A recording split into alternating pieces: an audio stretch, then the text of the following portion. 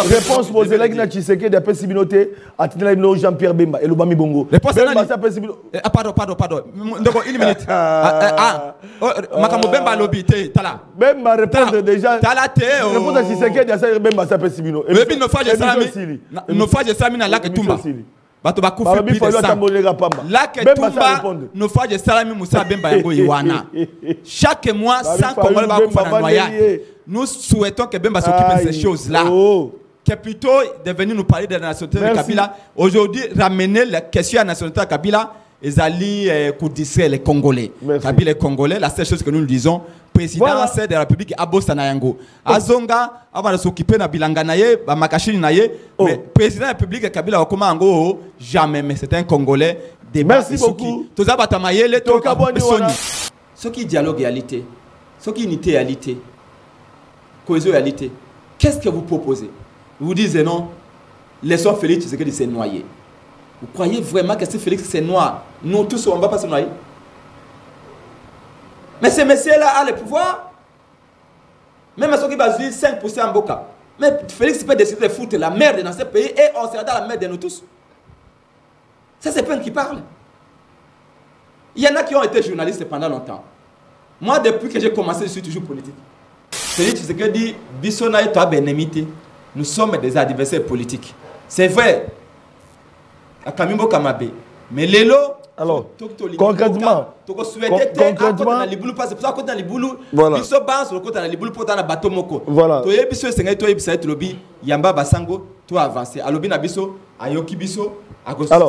il y a des réactions.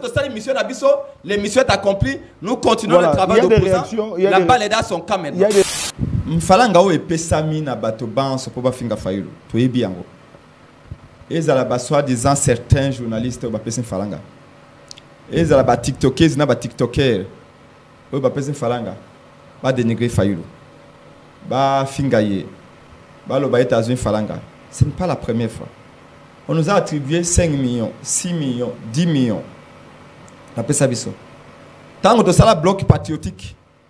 Autre lobito ça la marche na église catholique na SCC na la Muka na FCC pour na tobo ya présence ya Kadima na Seni ba bolé bon à Kabila ba loba to liambo à Kabila tango to il y a 5 millions bo kene tango voilà babi Kabila corrompe biso tango to lobete to mona Félix Tshisekedi to solo la to kena dialogue ya fayu na Félix to bi dialogue inclusif ya bato banso même pour na bato ba ko finga fayu to bi dialogue ba on peut rozana kati balobi na biso sikawa to limbongo ya Félix. La même parenthèse dans Baxeloka on a parce que question pas Daniel Safo azolanda yo.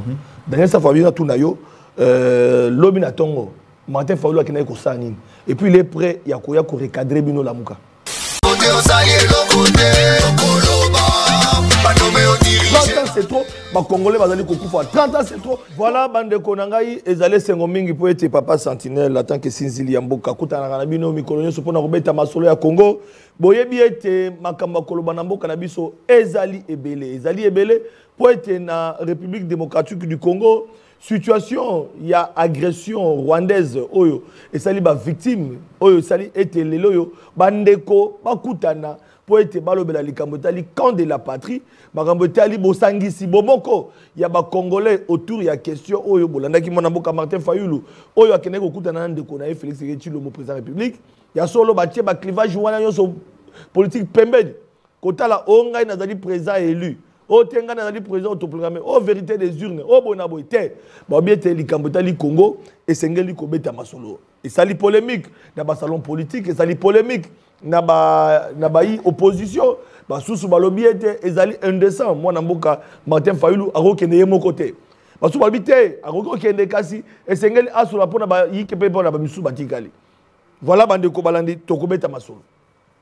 yambo tokota na mozindo ya masolo na basango bande ko balandi ndenge bozali kolanda ete ya solo est-ce que mwana mboka lelo yo ba congolais ba komituna nani mwana mboka Konsa Mutamba est-ce qu'il a démissionné to a démissionné te bande ko balandi kolanda mana tweet oyo to uti ko sala na mokula lelo na tonga lelo mwana mboka esengeli boyeba ete ba kongomani Konsa Mutamba a démissionné na noté contrairement na bande ko oyo balobela ki likambo wana na mwa lombangu pona ko ete Konsa Mutamba a uti ko démissionné na ba dernières informations to ko pesa bino ezali ete tinda ngongo to zali koloba Constant Moutamba a démissionné na noté. Solo akutana kina Mokonzamboka Antoine Félix Tshisekedi Tshilombo kuna babetaki masolo. Babetaki masolo na o etali situation zali koleka pete atali saki volonté na ye Constant Moutamba ya solo ya ko démissionner et pas Mokonzamboka atali saki ete na mikoleko ya ako démissionner ndenge mibeko sengi ete ya solo 48 heures après autorisation à poursuite judiciaire oyo ba kelimibe kotobengi ba député ba salaki balansaki batika ki était solo justice ezoyer il est peu atalisi makanisi nae na etali que a démissionné mais nangongo yo nano a déposé lettre ya démission té invité nanga mokolelo mona mboka Prince Penge est avec nous bolanda ki ba fiche Prince Penge alembongo Tshisekedi Martin Fayulu a côté na poche ya Tshisekedi. Enfin, la Mouka est que union sacrée. Les gens rencontrent, les gens en parlent. Carburant présidentiel, on parle des montants à 50 000, à 100 000. Après, c'est pas une repère, ça a 10 000 euros en plateau. Pour Babi, il y a 100 000, le roi Zaramouno comme un cassi. Bande Konangaï, ils allaient se remettre parce que Prince Peng va parler à cœur ouvert. Toutes vos questions, nous sommes en direct. Envoyez vos questions. Par WhatsApp, ça dépend de Mboka Mikila Poto. Bozo na biso, bozo komela biso na ba SMS. Au premier numéro, le président de l'AD Congo est avec nous. Porte-parole à la Mouka. Président Prince Penge, Mbote pe boyi malama. Mbote mwana mboka Flavien.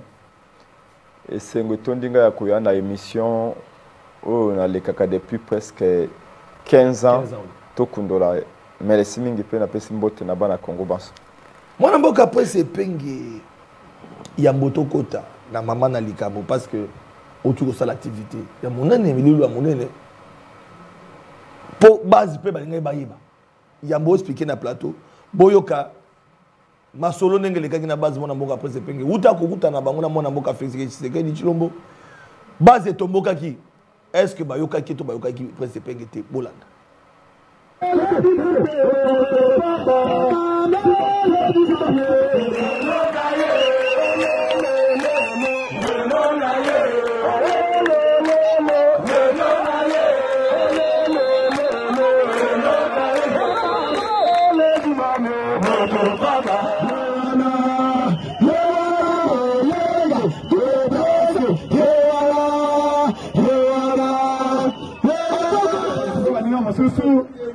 Tokendeki komona Monsieur Félix Tshilombo pone lokobe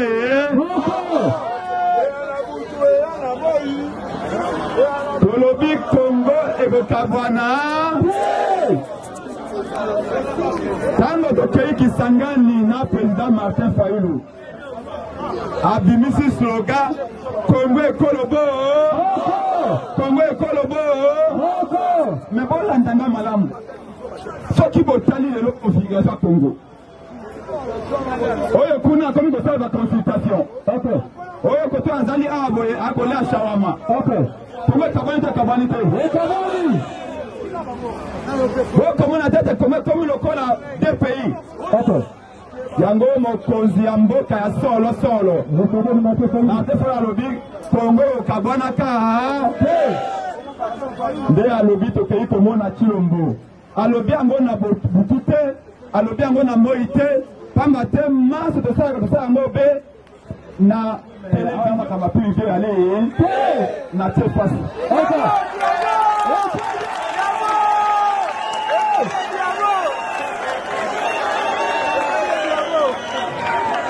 sekele wana toyango yeyo kola stratégie yeyo yaliwete libeke yeyo abina na molo la peuple face OK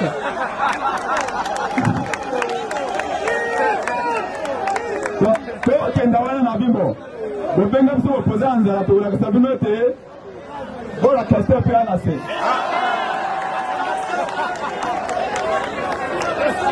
donc tokei mobimba yali bote tokei ndambo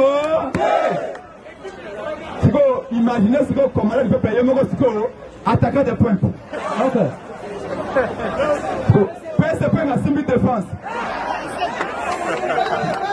de voir ce que tu vas parler dans la milieu na équipe wana mongete moko tate mongete moko tate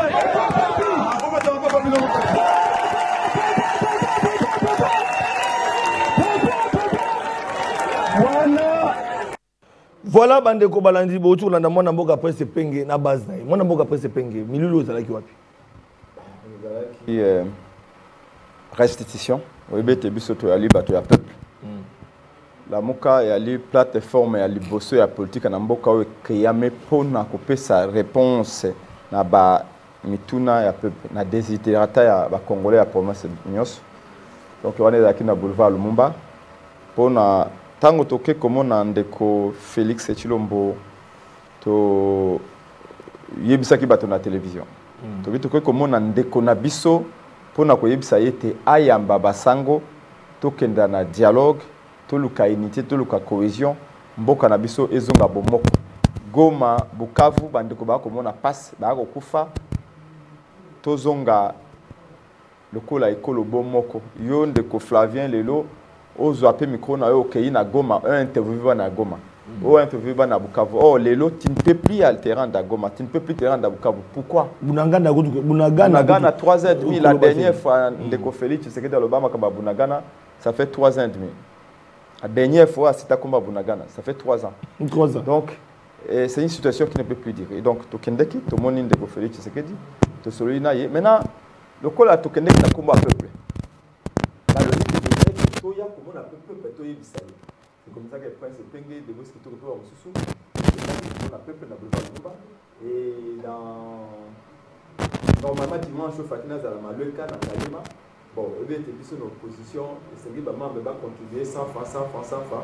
On a la sécurité pour abattre la dernière fois. Il y a un meeting de communes à Kingawa il y a 1 mois et demi. J'ai été attaqué par la force du progrès. Donc, pour des raisons sécuritaires, pourtant, pour la semaine, dans 2 semaines, nous continuons à rendre compte au peuple. Même les bandes en Bandaka me disent ceux qui n'ont pas regardé la bataille. Donc, ça a tourné, il faut qu'il y ait Équateur. Oui, dire au peuple. Parce que on dit la contre, c'était pas la contre entre Prince Pengena et Félix Tshisekedi, non. Mon temps va venir, mon temps n'est pas encore arrivé. Ça c'est le temps de Fayulu. Et je suis allé accompagner Martin Fayulu pour n'accouter un an de Konaï Félix Tshisekedi. Et rencontre à Bango de Konagaï. Mais il y a un problème parce que j'ai reçu, quand on a cette rencontre là, un jeune qui était ici, il y a Asbel Kabila Forever. Alors, mais disposition protocolaire, les gendarmes n'a pas été respecté.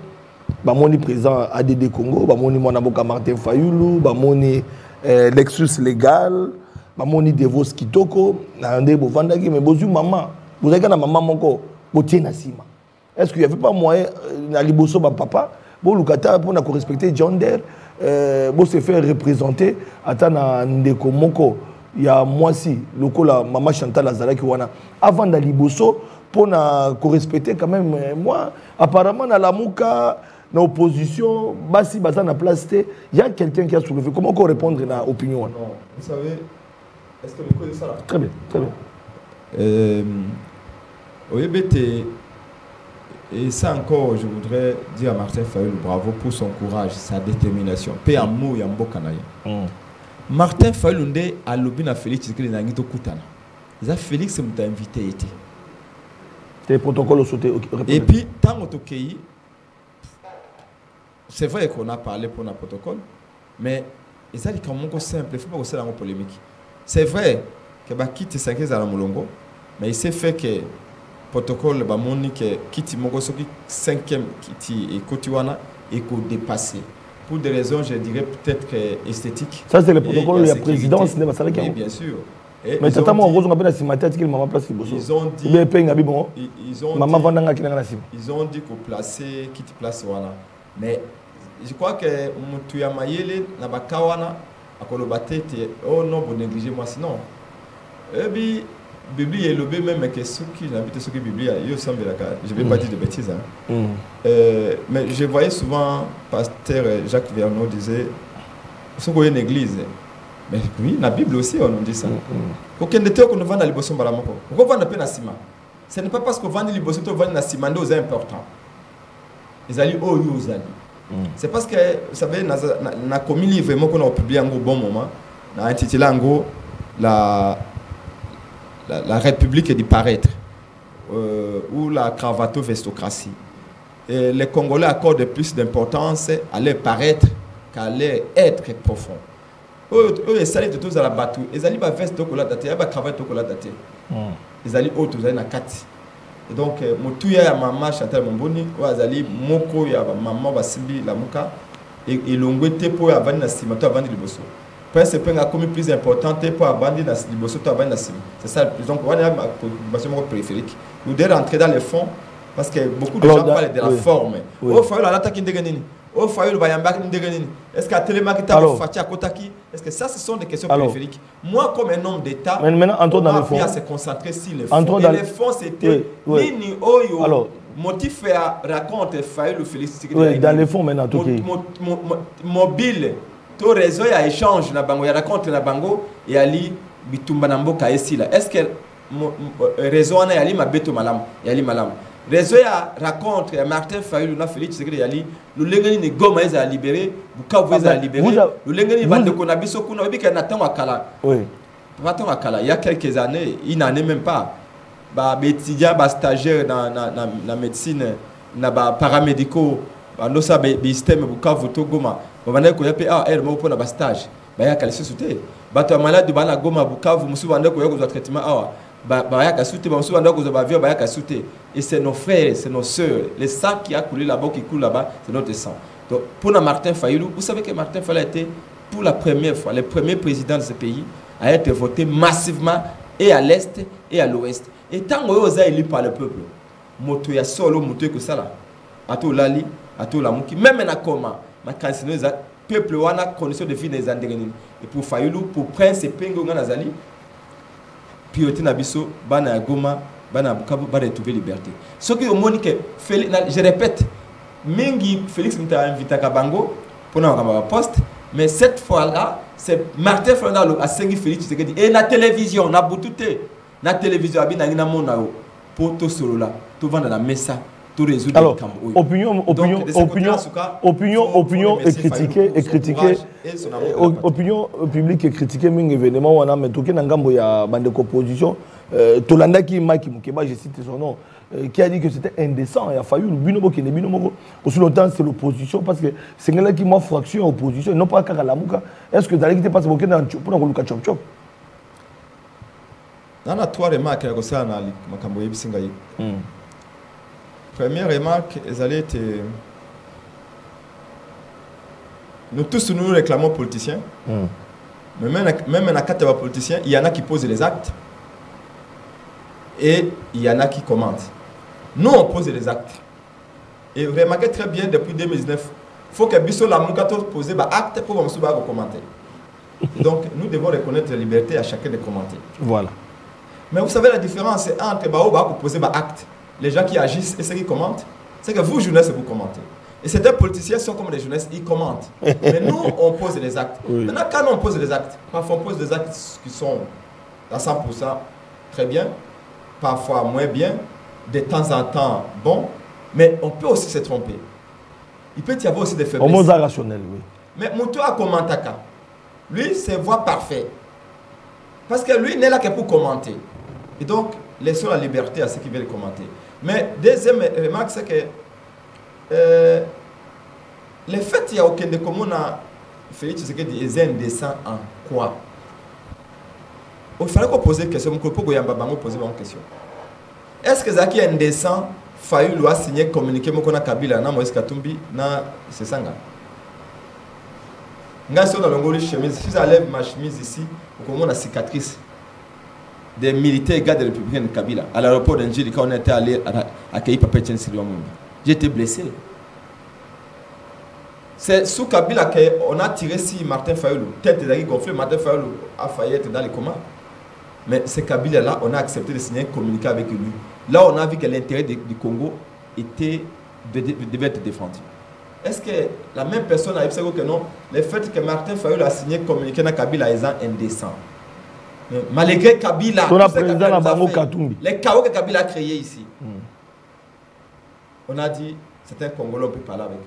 Aujourd'hui, Franck Diongo avec Kabila, il se sert la main. C'est Kabila. On a cohésion. En toute honnêteté, Kabila, Félix n'a pas encore fait pire que Kabila. Ce que Kabila, à Baby Simboka, donc une échelle de 1 jusqu'à 10, à Baby Simboka, il a 9, Félix à Baby Simboka, il a 7 jusque-là. Évidemment, ce que Félix, c'est qu'il a encore beaucoup plus de temps, il va faire aussi dégâts pour le Kabila. Mais ce que Kabila, Baby Simboka, 9, Félix, il a combien de 9, Azan en a 7. Mais bon, on est sur BBC. Voilà. Mais la paix ne se fait qu'avec l'adversaire. Qui m'a dit que moninga na ote? Pas à moninga na yo. Sur la commis ex moninga na yo, ndé qui m'a naïe. Mais la paix ne se fait qu'avec l'adversaire. La réconciliation ne peut pas être faire de toi et ton ami parce que vous êtes amis, il n'y a pas de réconciliation. Ce qui vous a, si un ami, là on peut vous réconcilier. Mais je crois qu'il n'y a pas de raison de parler d'indécence. Ce qui serait une question, oh, bango faki batuna, mais batunité. Parce que l'autre balingi tende initiative ou pas failli. Ce que vous n'avez pas chef na bango, bango va applaudir.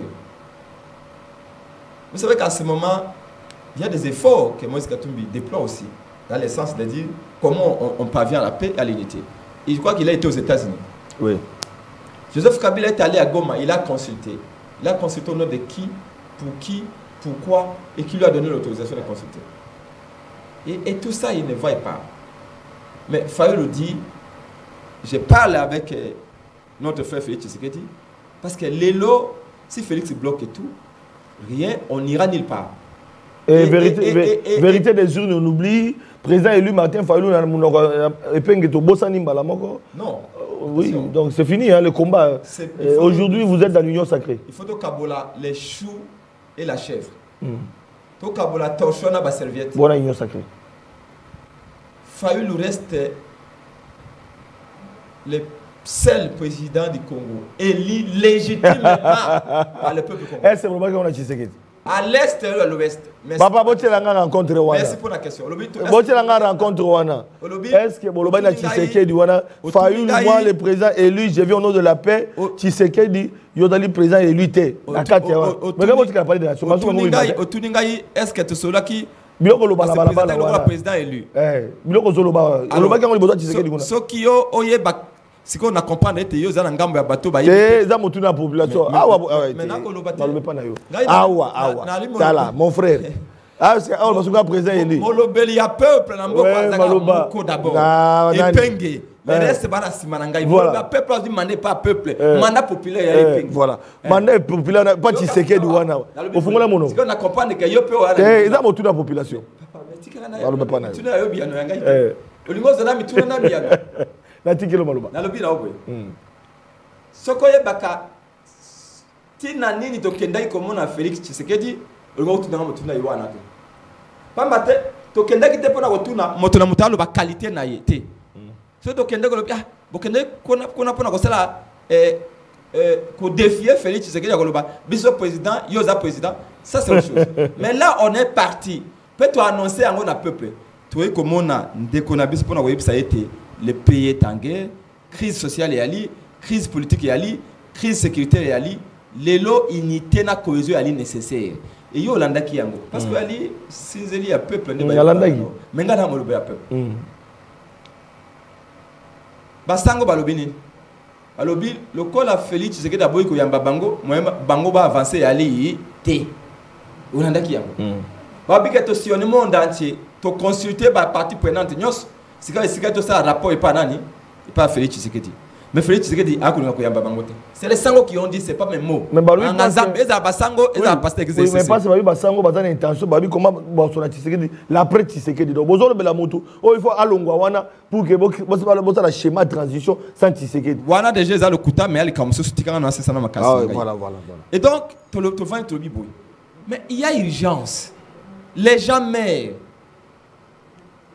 Maman, de Congo, la Mouka, SID, la Bukavu, comme partout, nous font des rapports.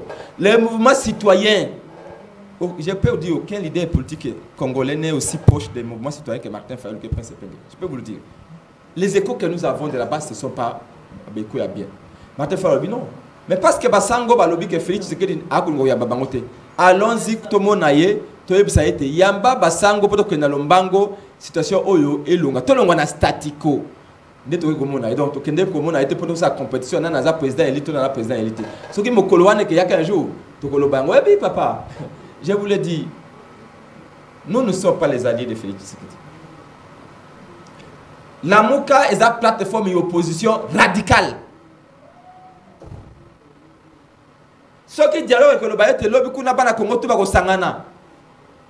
Pour défendre l'écolo. Là c'est dialogue qui est déterminé. Tant de ça on a ba na BCC. Mais là, la Mouka to kende qui la plateforme d'opposition radicale, on est rentré comme opposition radicale et ici le col le peuple aussi qui volet politique, dans côté na volet social pour nous critiquer le lingue na critiquer le régime oyo bébé simboka pour nous observer la proposition le lingue na sala parce que l'opposition par définition est propositionnelle. Ce que Félix Tshisekedi a échoué c'est parce qu'il a refusé de nous écouter. Ce que Kabila a échoué c'est parce qu'il a refusé de nous écouter. Donc nous allons continuer avec notre travail. Confusion et à la thé. Alors bateau ba Monique raconte enfin Moutou parce que je peux vous dire ngana na terrain. Ngana politicien qui a la télévision et puis ngana siège na yé enseignement na kuta la population na zui belima. Na la télévision na informer population pour la former opinion parce que c'est une démission de parti politique. Mais pengepé à cause de la terrain na population de Outi Golaksango, to monena Félix Tshisekedi mais na tika na télévision tel quoi bonso basala kawa. Assisi ko sur la télévision aboye azongi na chambre coucher na masina ye abani ko raconter histoire mosusu. Azongi na salon na ye to azongi na véranda na ye. Et penga assisi ko sur na Félix Tshisekedi na Fayulu et penga kiti na terrain ko yebisa peuple ko sala un rapport. Et yo mona peuple wana peuple na asibina rapporter balobi bosali kamo malamu. Tozali bandeko. Félix Tshisekedi biso na eto abenemité. Nous sommes des adversaires politiques. C'est vrai. Akamimbo Kamabe. Mais lelo alors concrètement concrètement parce que ça côté na libulu biso bas le côté na libulu pour na bateau moko. Voilà. To yebiso senga to yebisa et lobi yamba basango to avancer. Alobi na biso ayoki biso. Alors, il y a des réactions. Les missions sont accomplies. Nous continuons le travail d'opposant. La balle est dans son camp maintenant. Il y a des réactions. L'honorable Daniel Safou qui appelle en direct là, donc on ne sait pas prendre les appels. Daniel Safou, par réalisateur de Banal Téléphone, on a comme le numéro du Boussois Vodacom pour ne pas faire la publicité. Donc, au comme l'angaï en direct là, nous allons lire le message dans WhatsApp, ton SMS. Donc, premier numéro Daniel Safou. Comme la biso wana ndeko epenga ko répondre na préoccupation na yo. Alors, tu as dit koko ba mwana mboka. Alors, lelo yo bato balobi ete Fayulu a sengi na 12h na 14h ba ya nolie ba moni balobi kino Tshisekedi na Fayulu ba kutanaki avant. Wale zolo ba kutanaki na bango avant et que Tshisekedi habité ngai pono kene na makambo yo le kana na TV senga yango et puis là c'est kabona ki na donc Tshisekedi ça peut-être Fayulu là déjà avant na bino so ba mbongo avant. Donc wana ina nga formalité. Opinion on répond ba ondeni. Pobozo ka ngopé bino moko. Bazo comment peut na ba commentaire ba réseaux sociaux secrétaire. Mais monsieur tu dois la lumière et pas nos porte pas la muka. Vrai ou faux pas cette information. La koko balobete moi écoufé l'ambois. Obe mo pande à Amela Kayango. Babaksa sous balobete imbwa akukiko kamwa singa ya loketo kasi ya kingo te pambate yemoka zala kana yango toko kamwa nite mfalanga o epesami na bato banso po bafinga Fayulu to yebi yango ezala ba soi-disant certains journalistes ba pesa mfalanga ezala ba tiktokers na ba tiktoker o ba pesa mfalanga ba dénigrer Fayulu ba fingaye ba lo ba États-Unis falanga. Ce n'est pas la première fois. On nous a attribué 5 millions, 6 millions, 10 millions. La paix sabiso. Tant que ça la bloc patriotique, autre bito ça la marche, na église catholique, na SCC, na la Mouka, na FCC. Pour na tobo ya présence ya Kadima na Seni. Ba bolé bon à Kabila. Ba lo ba tulia bon à Kabila. Tant que il y a 5 millions bo qui n'élection. Voilà, babi Kabila corrompe biso. Tango to lobiete to mona Félix Tshisekedi to solo la to ki na dialogue il a fallu na Félix Tshisekedi to bi dialogue inclusif ya bato banso même pour na bato ba ko finga Fayulu to bi dialogue ba on peut rozana kati balobi na biso sikawa to limbongo ya Félix la même parenthèse dans Baxelo on a parce que question pas Daniel Safou azolanda yo Daniel Safou a bien tout na yo lobi na tongo Martin Fayulu a kina ko sanine. Et puis il est prêt, il y a ko recadrer bino lamuka. Donc voilà. Daniel, ça vous aussi, vous êtes prêts, l'obin à 11h, balandayo, au recadrer lamuka. Là, c'est kawa. Et puis, eza moko, oyebiga malamu.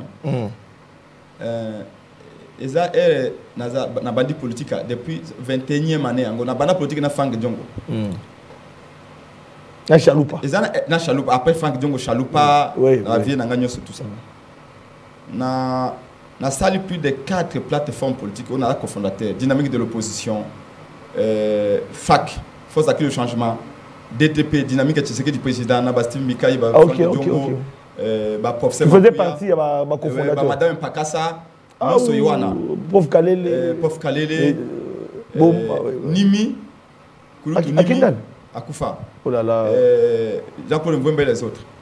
Après 21 ans en politique, na mutu suna ko na télévision pour nous best best dotik la baje no alelo oya linga lo ba mo ba tia on a TikTok.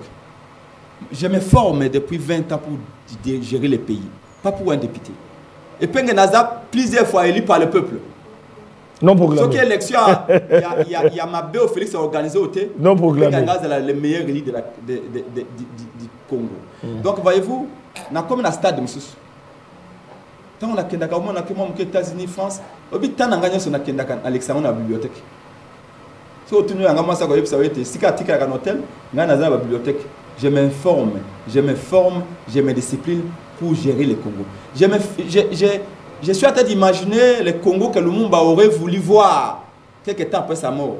Je me fais déjà un portrait robot du Congo sur le plan social, sur le plan économique, sur le plan sanitaire, sur le plan éducatif, sur le plan sécuritaire. Qu'est-ce que Lumumba voulait du Congo? Certainement pas le Congo qu'on a aujourd'hui. Voyez-vous? Et donc, je n'ai plus le temps pour des débats de cet ordre-là. Je vais aller au fond. Voilà. Je sais que tous ces gens qui disent là, la forme. Moi, je vais aller au fond. Oui. Voyez-vous? Poser jalon en forme. Le fond veut dire quoi? Comme ça, le problème qui est posé, il y a une guerre au pays. Par les armes, on ne peut pas régler la situation. Toute la nation, Balobi, il faut un dialogue. Ça, à l'unanimité. Je peux vous dire, même M. Félix Chilombo, tant on a oki azakoloba, sincèrement, na lingite na loba, na za porte-parole na été, mais j'ai senti à lui les soucis à unité, na cohésion. Il a répété plusieurs fois. Et nani o ya boy unité. So l'a dit Moïse Katumbi unité. Même Joseph Kabila, c'est comme ça que j'ai dit que Kabila, je ne vais pas les juger. Moi, en sciences pour moi, je vous dis que ne définissez pas quelqu'un, ne définissez pas une personne avec les mots de son adversaire. Je ne peux pas décrire Kabila avec les mots de Félix Tshisekedi. Sinon, je n'aurais pas fait un dessin fidèle de ce qu'est Joseph Kabila. Je vais définir Kabila par rapport aux paramètres, aux éléments que j'ai possède moi et Pengel. Parce que Félix a ses motivations. À sa prisme, il y a la Kabila, à son angle de vue. Et donc, moi ici, je dis, tant que tout le monde parle que tu as une cohésion, tu repères sa cohésion, puis tu as une chance. Jusqu'à ce que tout le monde ait un dialogue, tu aies une unité, tu aies une cohésion, simité. Là maintenant, on va changer. N'ayons pas peur de tenter, n'ayons pas peur d'essayer. Posez question à bateau, bako benga, ou bako loba. Ce qui est dialogue réalité, ce qui est unité réalité, cohésion réalité. Qu'est-ce que vous proposez? Vous disiez non, laissons Félix Tshisekedi s'est noyé. Vous croyez vraiment que si Félix s'est noyé, nous tous on ne va pas se noyer? Mais ce monsieur-là a le pouvoir. Même ceux qui basent 5% en Boka. Mais Félix peut décider de foutre la merde dans ce pays et on sera dans la merde de nous tous. Ça c'est Pen qui parle. Il y en a qui ont été journalistes pendant longtemps. Moi, depuis que j'ai commencé, je suis toujours politique. Voyez-vous? Donc, de pas la petite expérience... Non, je vous montre que... Rencontre Tshisekedi dans les bébés... Et bébé c'est le carigno soit... Imagine soit apparemment. J'ai réagi aux questions au Pozengaï. Oui, oui. Je vous montre que l'essence de responsabilité nous appelle à dire te proposer plutôt qu'être focus que dans la critique. En fait, c'est le visage de Fayulu qui gêne. Olanda qui va journaliste na bango bafuta kimbongo, qu'est-ce qu'ils ont dit? Depuis Fayulu na Félix Bakutani, monde entier ne parle que de ça. Ils se disent, mais comment? Fayoulou va passer pourcentage de l'écouteur à 3 points, ça peut 1% dans l'élection. Mais comment il n'y a que lui, ce qui a posé un acte, tout le monde vibre. Tous les Congos en parlent. Que vous soyez au Kassai, il y a l'Équateur, au Bandundu, Congo central, Nord Kivu Sud, Kivu Maniema, espace Katanga, espace province orientale, Kinshasa, on ne parle que de Fayoulou comme les premiers opposants. Ça les gêne. Et c'est normal, je n'ai pas compris de Bango. Mais raconte à Fayoulou, Félix Tshisekedi, c'est déjà dans l'histoire. Mais Kanyaka Lokuta, au moins tout le monde Kanyaka, presque pengé, aux autres qui 100 000 T, 50 000 $. Même dans Tongo, on a fait aux autres qui l'arrêté. Déjà, directeur cabinet à Félix Tshisekedi, c'est monsieur qui Anthony. Ça Pasteur. Je crois que la seule chose qu'il peut faire pour moi, c'est quand même un homme de Dieu, parce que je suis chrétien croyant, de prier pour moi. Oh. À part ça, je regarde la caméra. C'est un pasteur, c'est un homme de Dieu, son deuxième cabinet. Allez lui poser la question. Allez lui poser la question. Vous savez, Fayoulou a toujours dit que Oya ça peut même 1000 francs. Oya Kompangaï à Talanga Nelongi. Alors, bango débat député dans le Parlement.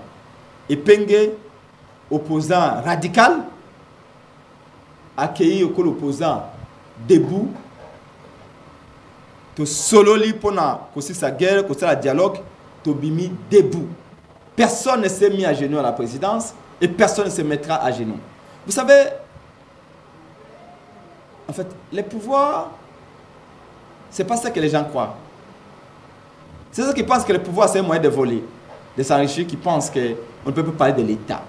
Les hommes d'État parlent de l'État et de l'avenir de l'État. Et quand je dis l'État, c'est avec son peuple, avec ses frontières et autres. Les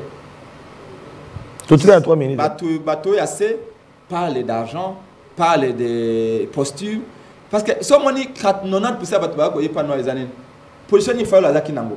Pourquoi avant d'Akiboui? J'ai suivi le président jeunesse et ensemble à Moïse Katumbi. Bio Martin Fayoulou à Télémaki, Tango Félix à côté, c'est pas bon, il ne peut pas se lever. Vous savez que Martin Fayoulou s'est déjà raconté avec Félix Tshisekedi na CENI.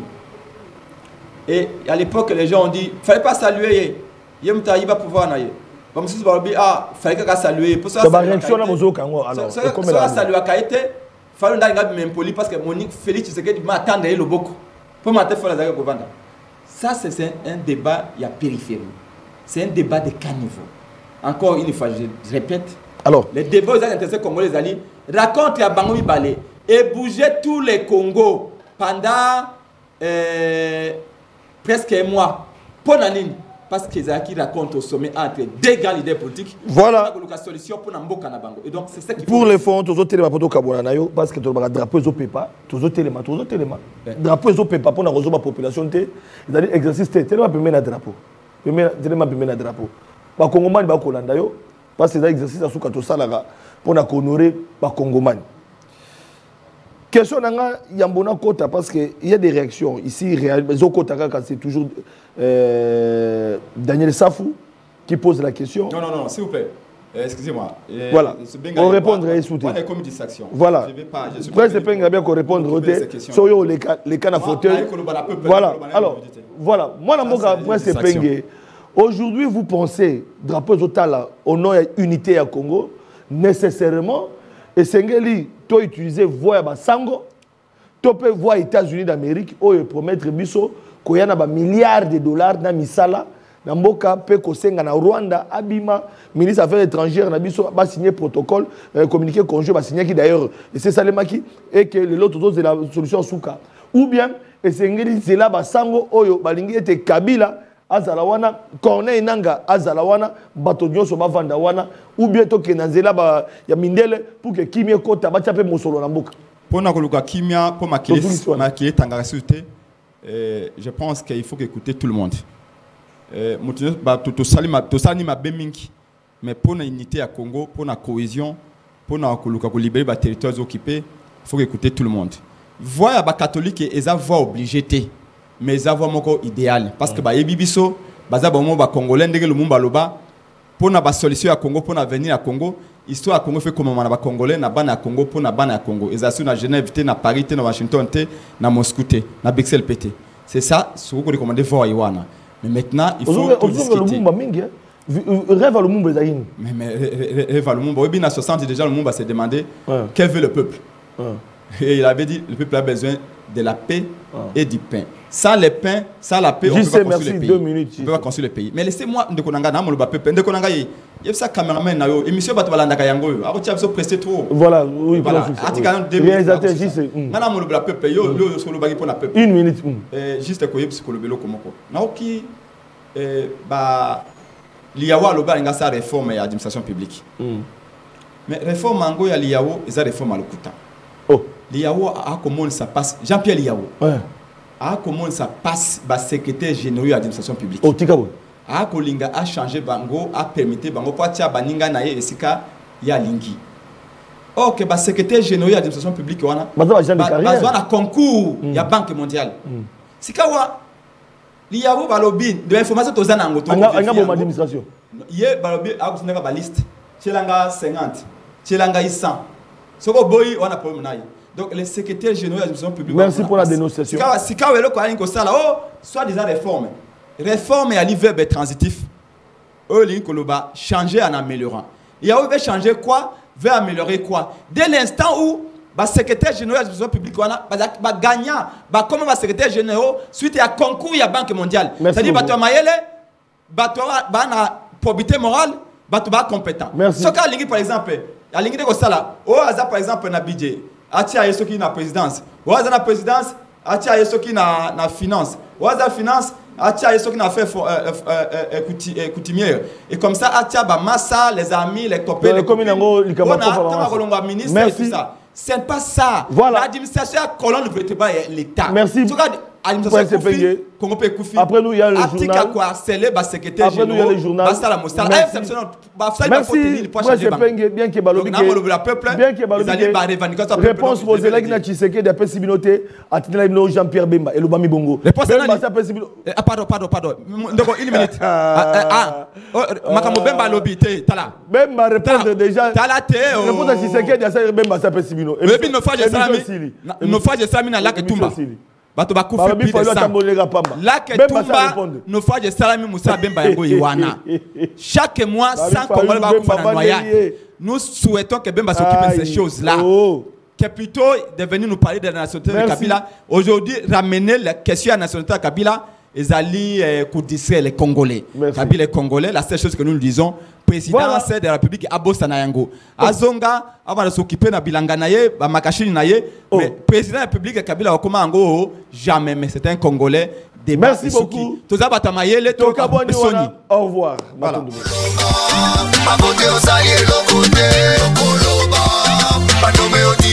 C'est trop, les Congolais vont aller au 30 ans c'est trop, tant qu'on met tout dans ton côté.